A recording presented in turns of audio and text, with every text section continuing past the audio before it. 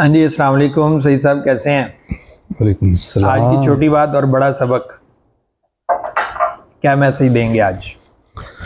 छोटी बात और बड़ा सबक।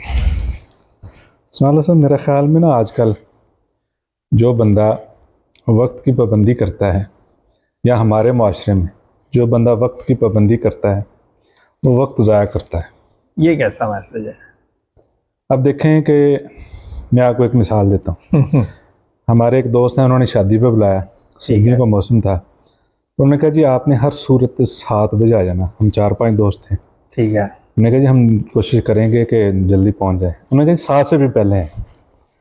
हम चले गए, हम 6:45 पहुँच गए उधर। तो भूख ज्यादा लगी होगी इसलिए नहीं नहीं, थोड़ा उन्होंने सा। कहा कि मैंने कहा पता अच्छा, नहीं बहुत में वो टाइम शार्ट होगा। ठीक है। तो वो यकीन जाने उन्होंने 11 बजे वलीमे का खाना शुरू किया।